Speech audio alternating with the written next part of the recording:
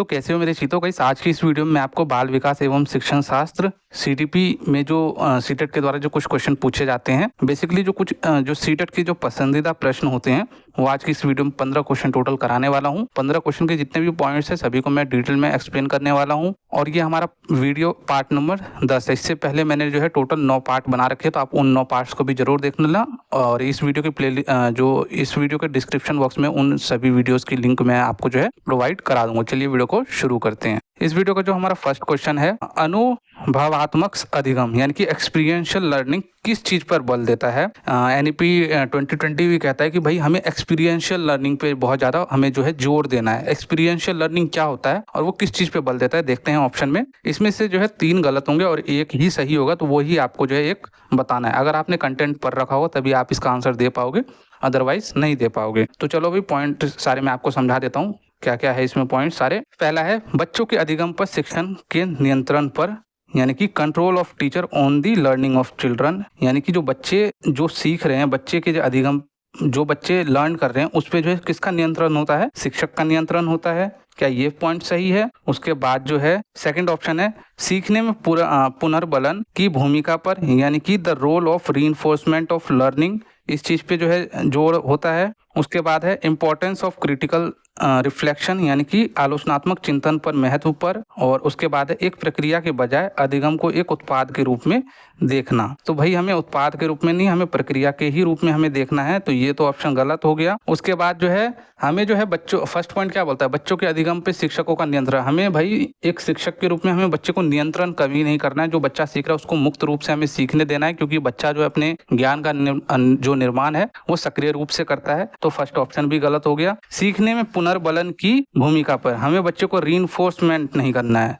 यानी कि ऐसा नहीं है कि जो जबरदस्ती उसको हम सिखा रहे हैं, तो इस चीज को भी जो हम गलत इसको बोलेंगे। तो सबसे जो अच्छा आंसर है, मुझे पता है कई बच्चे जो है इसमें पता है कौन सा ऑप्शन लगा के आते हैं, कई बच्चे 4th ऑप्शन लगाते हैं और आप सबने भी जो है मैक्सिमम बच्चों ने 4th ऑप्शन लगाया होगा। लेकिन इसका जो है मैंने आपको कई बार अपनी जब कंटेंट की क्लासेस कराई है तो उसमें भी बताया गया कि भाई क्रिटिकल थिंकिंग को हमें बढ़ावा देना है, यानी कि आलोचनात्मक चिंतन को जो हमें बढ़ावा देना। और न्यू एजुकेशन पॉलिसी भी इस चीज को जो है बढ़ावा देने की बात कर रही है। तो इसका सीधा सा आंसर है अनुभवात्मक अधिगम किस चीज पे बल देता है, तो बच्चों के आलोचनात्मक चिंतन पे, यानी कि क्रिटिकल रिफ्लेक्शन पे, क्रिटिकल थिंकिंग पे। यानी कि ऐसा नहीं है कि बच्चों को कुछ भी पढ़ा दो और वो मान ले। बच्चा खुद से भी अपने तरफ से भी जो है भाई दिमाग लगाए। ये जो चीजें अभी जो मैं आपको चीजें पढ़ा रहा हूँ, इस चीज पे ऐसा नहीं है कि जो मैंने पढ़ा दिया वो आप एज इट इज ले लो। आप खुद का भी जो अपनी तरफ से जो है अपने लेवल पे भी जो है उसको क्या करो, आलोचनात्मक चिंतन करो कि जो सर ने पढ़ा है क्या वो सही पढ़ा रहे हैं कि गलत पढ़ा रहे हैं। तो इसका 3rd ऑप्शन करेक्ट है। उसके बाद सेकंड नंबर का क्वेश्चन क्या बोलता है कि बच्चों में समस्या समाधान कौशलों को बढ़ाने के लिए निम्नलिखित में से कौन सी एक प्रभावी रणनीति है, यानी कि 3 गलत होगी, एक है। तो देख लेते कौन सी है। स्वतंत्र चिंतन को हतोत्साहित करना, यानी कि जो बच्चा जो स्वतंत्र रूप से जो सीख रहा है, स्वतंत्र रूप से जो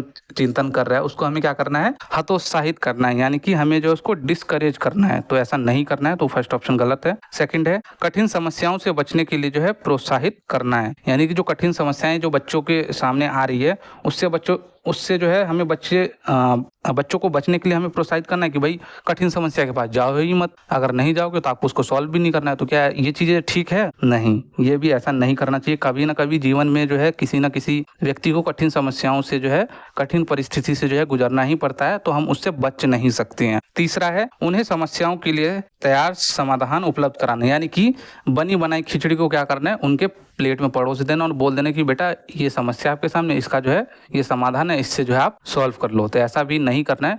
अभी मैंने पीछे ही आपको बताया कि भाई बच्चे को जो है आलोचनात्मक चिंतन को हमें बढ़ावा देना है। तो बच्चा जो है कोई भी कार्य अगर वो अपने जो है एक्सपीरियंशियल लर्निंग पे करेगा तो वो इस चीज में क्या हो पाएगा, निपुण हो पाएगा। तो ऐसा हमें नहीं करना, बनी बनाई खिचड़ी हमें बच्चों को नहीं खिलानी है। उन्हें जो है विचार मंथन करने और सहज अनुमान लगाने के हमें अवसर देना। भाई बच्चा जब खुद से कुछ करेगा ना तभी जो है कुछ जो है मतलब अधिगम कर पाएगा और किसी भी समस्या समाधान को अच्छे से कर पाएगा। तो इसका जो है 4th ऑप्शन बिल्कुल करेक्ट है। उसके बाद तीसरा क्वेश्चन है असर्शन एंड रीजनिंग बहुत सारे क्वेश्चन आपसे पूछे जाने वाले हैं। अगर हम 2024 की बात करें तो ये 2024 के ही मैंने लिए हैं, दिसंबर के क्वेश्चन है। तो क्वेश्चन क्या बोलता है कि अभिकथन, इसमें आपको बताना है कि ये दोनों सही है और क्या इन दोनों में रिलेशन बन रहा है, तो ये आपको बताना है। तो अभिकथन क्या बोलता है, शिक्षकों को एक सार्थक वातावरण बनाना चाहिए। बिल्कुल भाई, बिल्कुल बनाना चाहिए। एक सार्थक वातावरण, एक जो है कॉन्ड्यूसिव एनवायरनमेंट, एक मीनिंगफुल एनवायरनमेंट हमें बनाना चाहिए जो सभी बच्चों की सक्रिय भागीदारी और संलग्नता को जो है प्रोत्साहित करता हो। बिल्कुल,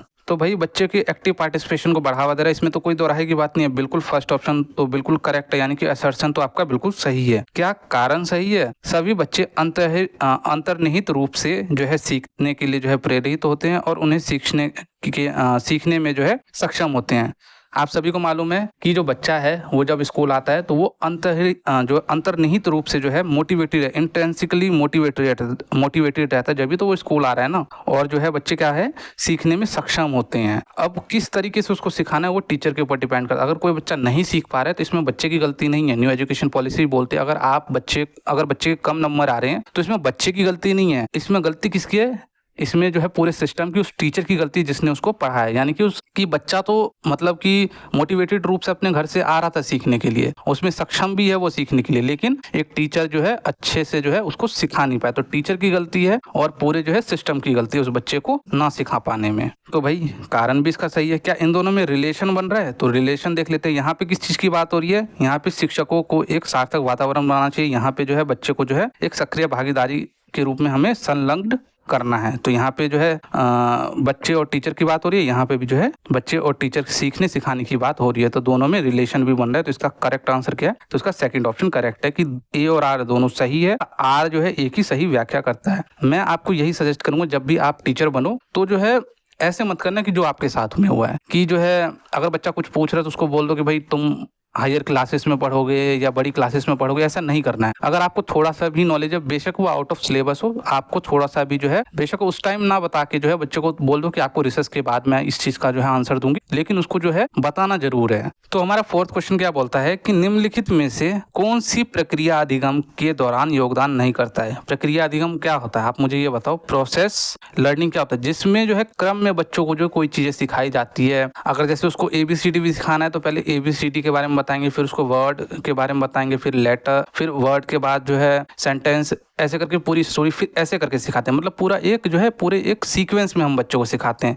तो इसको हम क्या बोलते हैं? प्रक्रिया अधिगम बोलते हैं। तो इनमें से क्या जो है इसमें प्रक्रिया अधिगम के दौरान हमें जो है मतलब क्या योगदान नहीं करती है? तो सबसे पहले आपको सारे पॉइंट्स के मतलब पता होने चाहिए, तभी इसका जो है आपको आंसर भी पता होगा। तो फर्स्ट है ऑर्गेनाइजेशन, यानी कि संचरण। संचरण क्या होता है कि संचरण में किसी भी जानकारी को जो है ना हम निश्चित क्रम में जो है रखते हैं। जैसे कोई भी जानकारी है उसको हम एक प्रक्रिया के रूप में हम उसको रखते हैं। इसी को हम क्या बोलते हैं?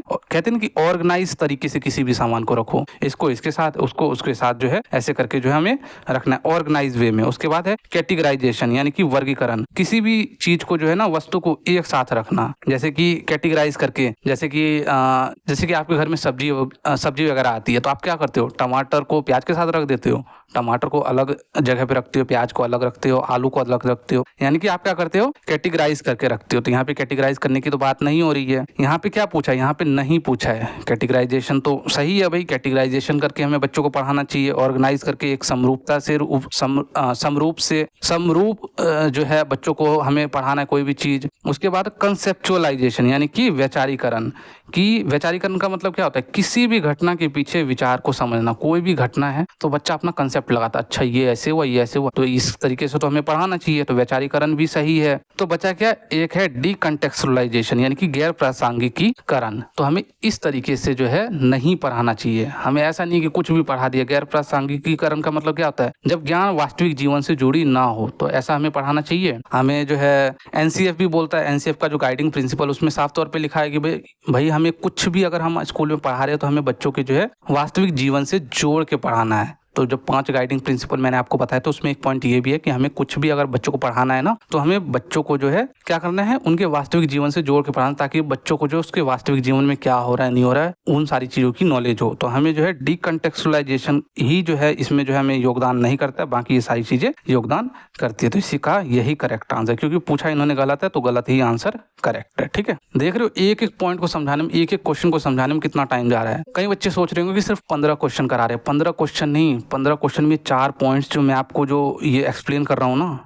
इनसे भी क्वेश्चन आपको बनेंगे तो आप इजीली तरीके से कर लोगे, क्योंकि आपको पॉइंट्स मालूम होंगे तब आप किसी भी क्वेश्चन को आसानी से कर लोगे। 5वां क्वेश्चन क्या है हमारा, निम्नलिखित में से कौन सा ऐसा प्रश्न का उदाहरण है जिसके लिए बच्चे को अपनी सोच पर विचार करने की आवश्यकता है, यानी कि बच्चा अपना सोच विचार करने लगता है। कोई ऐसा क्वेश्चन मैं आपसे पूछ लूं जिसमें आप अपना दिमाग लगाओगे, तो वो कौन सा क्वेश्चन है। ये 4 क्वेश्चन दे रखे हैं, 4 क्वेश्चन में से आपको बताना है कि वो कौन सा क्वेश्चन है जिसमें आपका भी दिमाग लगेगा। पहला क्वेश्चन जो है बच्चे से क्या पूछा जाता है कि वाक्य में संज्ञा और क्रिया के बीच संबंध बताओ। तो अगर मैं आपसे पूछूं, अगर आपने संज्ञा पढ़ रखी है, नॉर्मल सी बात है आपने पढ़ी होगी ना, बचपन से पढ़ते आ रहे, संज्ञा क्या होता है और क्रिया क्या होता है, इनके बीच में संबंध बताऊंगी कि आपको ज्यादा दिमाग लगाने की जरूरत पड़ेगी, तुरंत आप बता रहे हो, क्योंकि आपने जो है बचपन से रट रखा है इसको, तो ये बच्चा तुरंत बता देगा। तो इसमें तो बच्चे का दिमाग नहीं लगा। दूसरा क्वेश्चन क्या है, क्रिया की परिभाषा क्या है, तुरंत बता दो, इसमें भी बच्चे का दिमाग नहीं लगा। तीसरा क्या है, आप क्रिया को वर्तमान काल में कैसे बदल सकते हो, यानी कि how do you change verb to a present tense, verb को आप प्रेजेंट टेंस में कैसे चेंज कर सकते हो,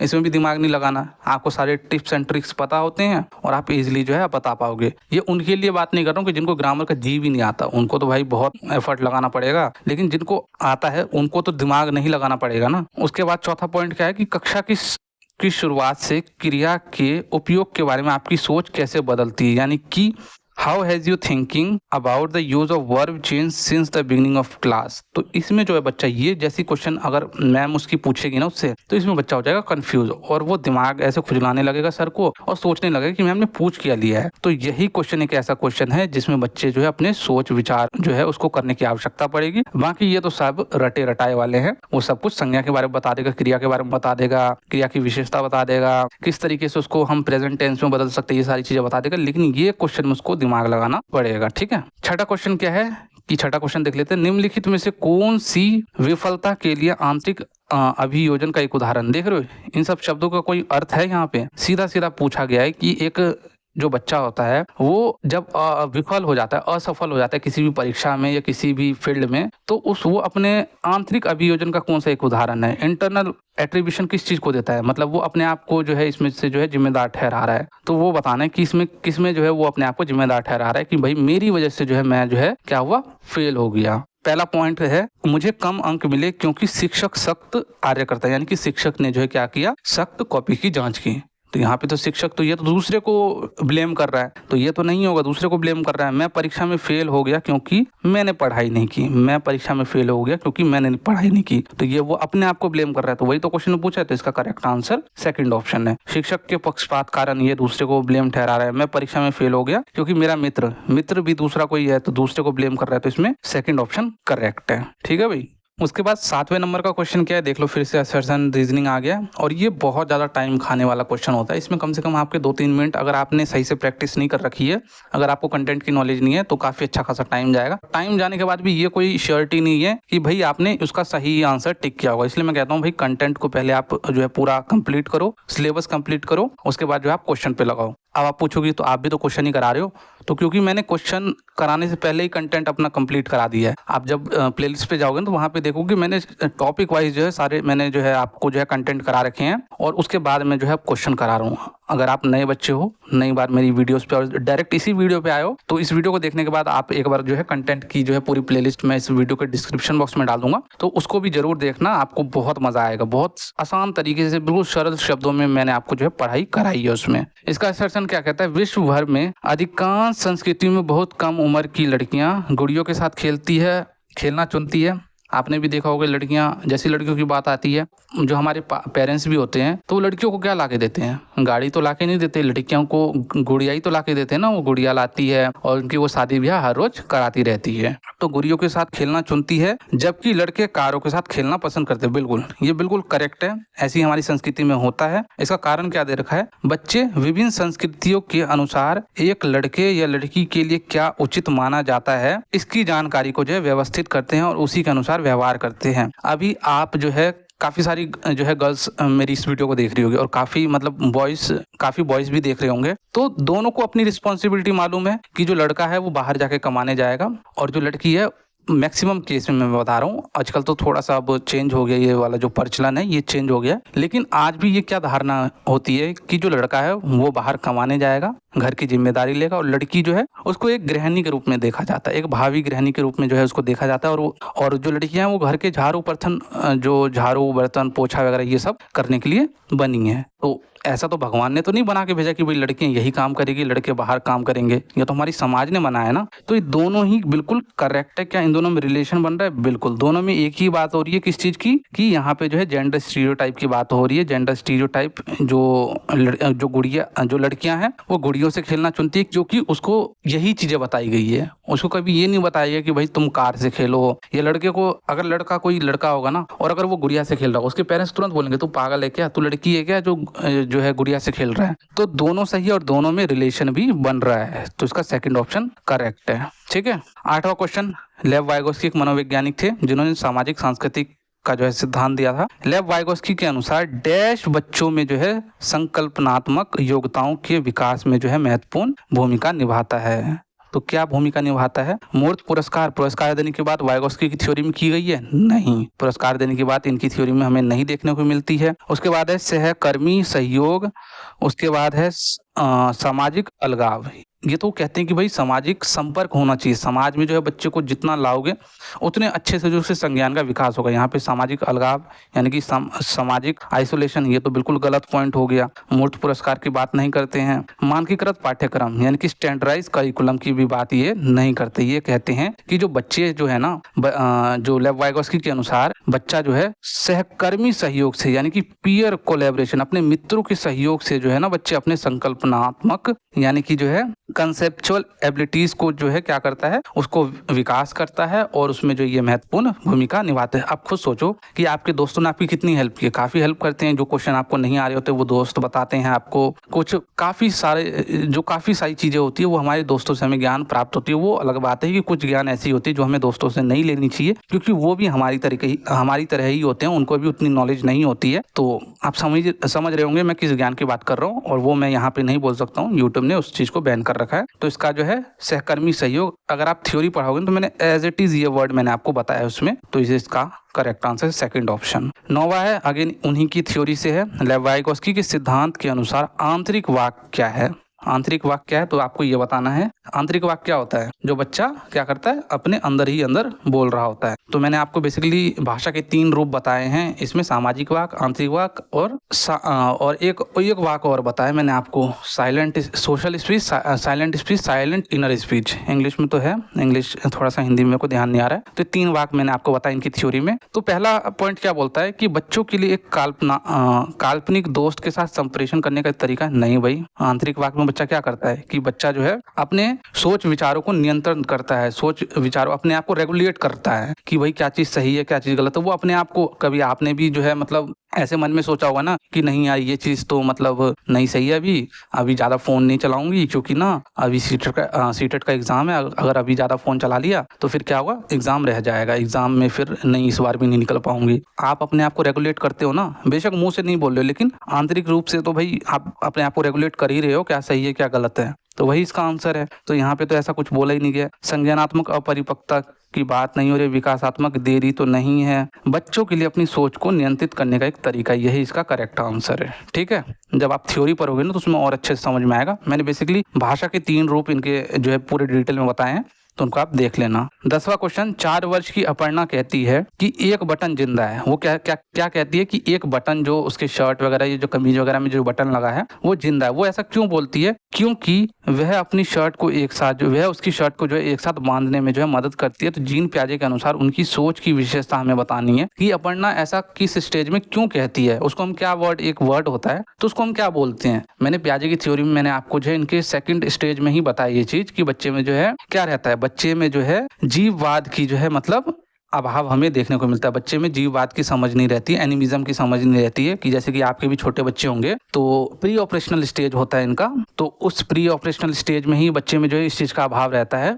कि आपने भी देखा होगा कि जब आपके भी अगर छोटे बच्चे होंगे तो जब बच्चा जो है मतलब कहीं जैसे कहीं उसका पैर अटक के गिर गया होगा वो, तो बच्चा रोने लगता है। तो उसकी माँ क्या करती है, तो उस चीज को क्या करती है, 2 लगाती है कि ले भाई, और बच्चे के सामने बोलती है ये ले, इसने मेरे बच्चे को मारा, ये ले।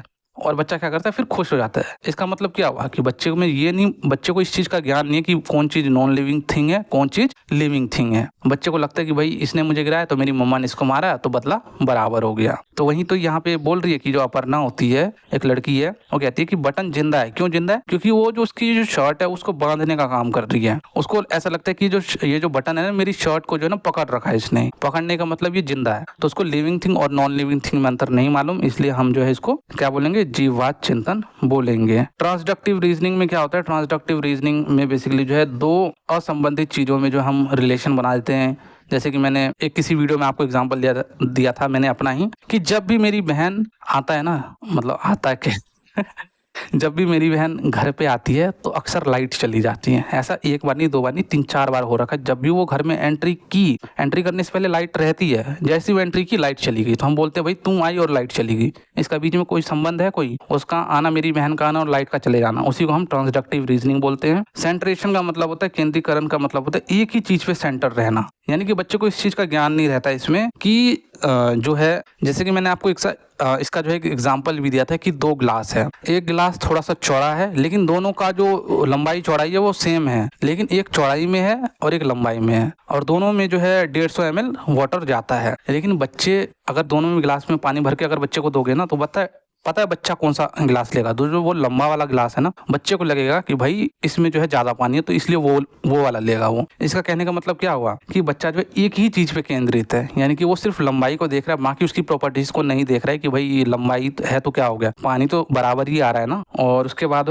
हाइपोथेटिकल डिडक्टिव रीजनिंग, ये जो है पियाजे की थ्योरी की चौथा चरण है, फॉर्मल जो है स्टेज में आता है। इसमें बच्चा क्या बोलता है, क्या मतलब होता है इसमें जो बच्चा होता है ना, परिकल्पनात्मक निगमनात्मक चिंतन में कोई भी चीज समझने के लिए जो है ना, वो अपने पूर्व ज्ञान का जो इस्तेमाल करता है। उदाहरण के लिए, यदि पौधे को प्रकाश नहीं मिला, यानी कि जो पौधा होता है, आप सभी को मालूम है, पौधे को अगर उसमें जो है लाइट, अगर हम सनलाइट नहीं मिलेगी तो क्या करेगा? वो खाना नहीं बनाएगा और वो मुरझा जाएगा। तो बच्चे ने क्या किया? बच्चे को इस चीज की जानकारी थी, तभी ना वो चीज बोल पाया। ये बच्चे को पहले इसके बारे में किसी ने पढ़ाया होगा, उसको पूर्व ज्ञान था इस चीज के बारे में कि भाई जब तक सूरज को प्रकाश नहीं डालोगे, या जब तक सूरज को कह रहा हूँ, सूरज को तो प्रकाश में, पौधे को प्रकाश नहीं डालोगे, तब तक जो वो खाना नहीं बनाएगा, और खाना नहीं बनाएगा तो वो मुरझा जाएगा। तो इसको हम परिकल्पनात्मक, मोटे मोटे कहने का मतलब है कि कोई भी ऐसी जानकारी जिसमें हम अपने पूर्व ज्ञान का प्रयोग करते हैं, उसको हम परिकल्पनात्मक निगमनात्मक चिंतन बोलते हैं। तो इसका करेक्ट आंसर सेकंड ऑप्शन है। ठीक है भाई। उसके बाद नेक्स्ट क्वेश्चन, 11वां क्वेश्चन क्या बोलता है कि निम्नलिखित में से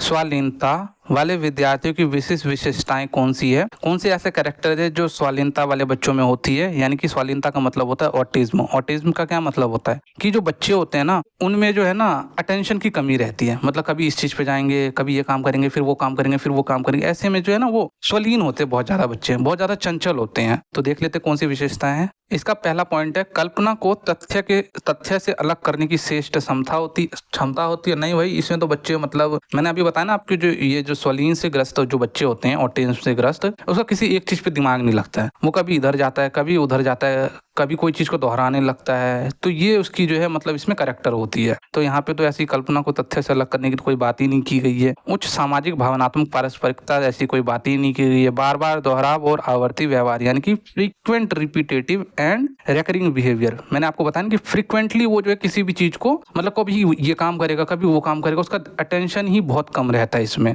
तो इसका थर्ड ऑप्शन ही करेक्ट है। संवाद कौशल का उच्च स्तर, ऐसा तो कुछ है ही नहीं। ये एक जो है बच्चे में कमी होती है स्वालीनता की, ऑटिज्म की। तो बार बार जो है बच्चे किसी भी काम को दोहराने लगते हैं, या बार बार काम को चेंज करने लगते हैं। और इसको ठीक करने का क्या एक अच्छा सा मतलब जो है, मतलब बोल सकते हैं कि इसको ठीक कैसे किया जा सकता है, कि जो बच्चे में, आप सभी को मालूम है कि बच्चे में जो है अटेंशन की कमी रहती है। और वैसे भी देखा जाए तो 15-20 मिनट की जो है टेंशन होती है। तो आपको क्या करना है कि बच्चों को कोई भी काम अगर दे रहे हो ना, या अगर आप अधिगम भी बच्चों को करा रहे हो ना, उसको छोटे छोटे खंडों में जो समय जो है ना विभाजित करके उसको कराओ, ताकि जो बच्चे को जो है बोरियत ना महसूस हो, और उसका जो है अटेंशन भी इससे सही हो जाएगा। बार बार फिर से असर्शन रीजनिंग आ गया। इस क्वेश्चन को देखकर तो गुस्सा और आता है। इसमें गुस्सा इसलिए आता है कि इसमें तो दोनों का ये बताने की दोनों सही है, उसका रिलेशन भी बताना होता है ना, तो इसमें बच्चे जो गलती कर जाते हैं। तो देखो भाई, शिक्षार्थियों के बीच समालोचनात्मक चिंतन के सृजन हेतु शिक्षकों को उन्हें विविध परिस्थितियों और विविध दृष्टिकोण से अवगत कराना। बिल्कुल, हमें जो है विभिन्न दृष्टिकोण से जो है विभिन्न सिचुएशन से, विभिन्न डाइवर्स से जो हम बच्चों को परिचित कराना चाहिए। इससे जो उसका समालोचनात्मक चिंतन, क्रिटिकल थिंकिंग जो है क्या होगा, फैसिलिएट होगा। तो फर्स्ट तो बिल्कुल करेक्ट है। और इसका कारण क्या बताए, कारण देख लेते हैं। जब विद्यार्थी विविध मतों के बीच बातचीत में संलग्न होते हैं तो ये समालोचनात्मक व रचनात्मक रूप से सोचने की अपनी क्षमताओं को सीखने और समृद्ध करते हैं। बिल्कुल, ये भी जो है आपका बिल्कुल करेक्ट है। तो इसका क्या इन दोनों में रिलेशन हो रही है, दोनों में समालोचनात्मक चिंतन की बात हो रही है, दोनों को जो है सृजन करने की बात हो रही है, तो दोनों में रिलेशन भी बन रहा है। तो इसका सेकंड ऑप्शन बिल्कुल करेक्ट है। 13वां क्वेश्चन क्या बोलता है कि निम्नलिखित में से अधिगम का प्राथमिक लक्ष्य कौन सा होना चाहिए। हमें अधिगम जो हम लर्निंग बच्चों को करा रहे हैं, पढ़ाई करा रहे हैं, इसका प्राथमिक लक्षण क्या, प्राथमिक जो लक्ष्य बोलो, उद्देश्य क्या होना चाहिए। रटवाने की बात नहीं की जाती है, रटवाना हमें नहीं चाहिए। यांत्रिक अभ्यास से उत्कृष्ट बनाना, becoming excellent at rote rehearsal, हमें बच्चों को जो है रिहर्सल मतलब रोट लर्निंग नहीं करानी है। उसके बाद समकक्षियों के साथ प्रतिस्पर्धा में नहीं, कंपटीशन बच्चों को जो है आपस में नहीं कराना है। उसके बाद है समालोचनात्मक चिंतन का विकास। बिल्कुल, ये जहाँ पे आपको शब्द दिख जाए, क्वेश्चन को हल्का सा पढ़ो, ये शब्द दिख जाए, वेरी पॉजिटिव वर्ड है ये। समालोचनात्मक जो है क्रिटिकल थिंकिंग है। हमें जो है बच्चों को अधिगम कराने का जो हमारा जो प्राथमिक उद्देश्य होता है वो बच्चों में समालोचनात्मक चिंतन को बढ़ावा देना होता है। तो इसका फोर्थ ऑप्शन करेक्ट है। 14 नंबर का क्वेश्चन क्या बोलता है कि बच्चे सबसे प्रभावी रूप से तब सीखते हैं यदि कोई अवधारणा, बच्चे कब सीखते हैं, यदि कोई अवधारणा क्या होती है कि सामान्य से विशिष्ट की ओर बढ़ते हैं तब बच्चे अच्छे से सीखते हैं। अमूर्त से मूर्त की ओर बढ़ते हैं तब अच्छे से बच्चे सीखते हैं। जटिल से सरल की ओर बढ़ते हैं, ये तो गलत हो गया, जटिल से सरल की ओर तो बच्चे नहीं सीखते। तर्क संगत से अनुभव जो है जन्य की ओर बढ़ते हैं, तो ये भी बिल्कुल गलत हो गया। तो 14वें का करेक्ट आंसर मुझे बताओ क्या है। भाई, जो बच्चा होता है वो तर्क थोड़ी कर पाता है स्टार्टिंग में। जटिल से पहले आप उसको मुश्किल काम सिखाओ और फिर जो है आसान काम सिखाओ। हमें हमेशा जो है सामान्य काम से विशिष्ट काम, यानी कि सरल से जटिल की ओर हमें जाना चाहिए। तो ये भी इसका गलत हो गया। अमूर्त से मूर्त, ये भी गलत हो गया। जो छोटे बच्चे होते हैं उसको तो भाई मूर्त चीजें दिखाओगे तभी ना, वो थोड़ी अभी जो है अमूर्त चीजें सोच पाएंगे। तो ये भी गलत हो गया। तो इसका फर्स्ट ही ऑप्शन सही है। सामान्य से विशिष्ट, पहले बच्चों को सामान्य काम कराओ। जिस प्रकार से बच्चे का जो विकास है सामान्य से विशिष्ट की ओर होता है, उसी प्रकार से जो हमें बच्चों को जो है अधिगम भी जो है सामान्य से, यानी कि पहले उसको सरल चीजें बताओ, उसके बाद धीरे धीरे जो है उसको मुश्किल चीजें बताओ। और यही एक तरीका है। और 15वां और लास्ट क्वेश्चन है इस वीडियो का हमारा, विद्यार्थियों की सीखने की शैलियों में विविधता यानी कि variability in learning style of student को हमें क्या करना चाहिए, महत्व देना चाहिए, किसको इग्नोर करना चाहिए। तो भाई, जो बच्चों की जो सीखने में जो विविधता है उसको हमें महत्व देना चाहिए, को महत्व दिया जाना चाहिए और मानव विविधता के प्रतिबिंब के रूप में हमें देखना जाना चाहिए। यानी कि हमें क्या करना चाहिए कि should be valued and seen as reflection of human diversity. क्या है इसका आंसर, यही इसका आंसर है कि हमें भाई जो मानव में अगर कोई भी विविधता है या बच्चा अगर विविध रूप से कुछ चीजें सीख रहा है तो उसको हमें महत्व देना चाहिए। तो यही इसका फर्स्ट ऑप्शन ही गलत है। बाकी तो ये सब उपेक्षा की जानी चाहिए। नहीं भाई, कोश शिक्षण अधिगम प्रक्रिया पे ध्यान नहीं लिया, यानी ये भी नहीं है कोश शिक्षण अधिगम में बाधा के रूप में, तो ये तो वैसे ही गलत। तो इसका फर्स्ट ऑप्शन ही सही है। तो आज की वीडियो में इतना ही। कोई भी अगर नोट्स चाहिए तो आप हमारे टेलीग्राम चैनल पे जाना और वहाँ पे जो है सभी नोट्स मैंने प्रिंट कर रखे हैं। आज की वीडियो में इतना ही। जय हिंद, जय भारत।